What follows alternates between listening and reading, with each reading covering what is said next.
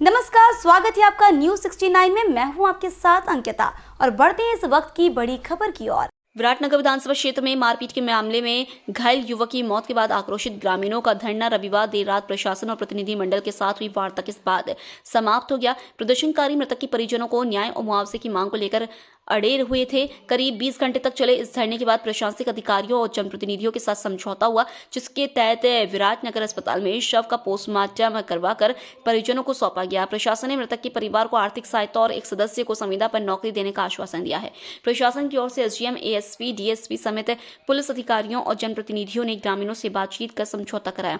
जानकारी के मुताबिक जनवरी माह में हुई मारपीट में घायल मेड निवासी सुभाष के अस्पताल में उपचार चल रहा था। शनिवार को युवक की अस्पताल में मौत हो गई थी, जिसके बाद परिजनों ने आरोपियों की गिरफ्तारी, शव का विराटनगर अस्पताल में पोस्टमार्टम कराने और न्याय की मांग की और पुलिस थाने में रात को धरना शुरू कर दिया। प्रशासन की ओर से निम्स अस्पताल में पोस्टमार्टम कराने के बाद पर ग्रामीण आक्रोशित हो गए और नारेबाजी शुरू की। शाम को विधायक कुलदीप धनगढ़ भी मौके पर पहुंचे और ग्रामीणों व प्रशासनिक अधिकारियों से वार्ता की। करीब 20 घंटे बाद प्रशासन और प्रतिनिधि मंडल के बीच सहमति बनी। प्रशासन की ओर से दिए गए आश्वासन के बाद धरना समाप्त हो गया है। फिर मैंने एक एसपी से बात करी।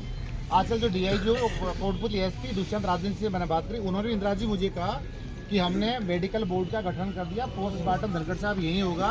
और फिर मैंने जितने लोगों को टेलीफोन आए उनको सबको मैंने ये कहा कि भाई पोस्टमार्टम यही होगा, पुलिस इसके लिए मना कर रही है। अब ये तो है नमूने भाई, इसलिए कह रहा हूँ ये बात आपको पता होनी चाहिए। और मेरे ज़िंदगी में मैंने कभी झूठ का सहारा लिया नहीं, ना लूँगा। उसकी मुझे कोई जरूरत, भगवान की कृपा और आप लोगों की कृपा है। रही बात, जब तक आपका इच्छा है, मैंने आज आईजी को भी टेलीफोन करा, आपके आईजी साहब को भी कहा है, मैंने बात कर लेते हैं एक बार।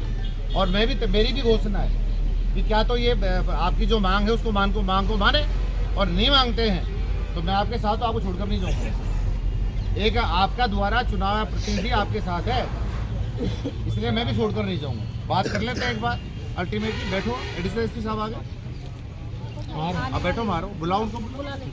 11 बजे इसकी मृत्यु हुई है सुभाष की। उसके बाद काफ़ी देर तक ये लोग वहाँ रात के 11-12 बजे तक निम्स हॉस्पिटल में रहे।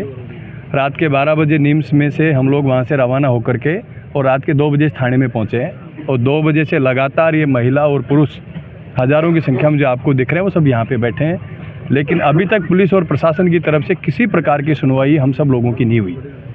ना तो इनसे मांगे पूछी गई, ना उसके बारे में कोई जवाब दिया गया, ना कोई सक्षम अधिकारी ने आकर के हम लोगों से वार्ता की। इस तरीके की संवेदनहीनता मैंने पहली बार विराटनगर में देखी कि इतनी बड़ी घटना के 30 घंटे के बावजूद पुलिस प्रशासन, जनप्रतिनिधि किसी ने सुध नहीं ली।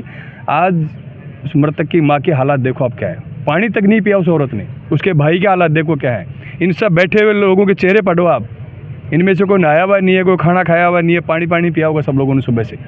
और इस हालात में किसी ने सुध नहीं ली। मैं कहता हूँ इससे बड़ी संवेदनहीनता किसी सरकार के लिए हो नहीं सकती कि एक जवान 20 साल का बच्चा जिसकी डेड बॉडी 30 घंटे से मोर्चरी में रखी है और उसके बारे में बात करने को कोई तैयार नहीं है। पुलिस और प्रशासन का कोई अधिकारी बात करने को तैयार नहीं। हर 2 घंटे में आते हैं, कह रहे हैं आ रहे हैं वापस, फिर कोई आता ही नहीं वापस।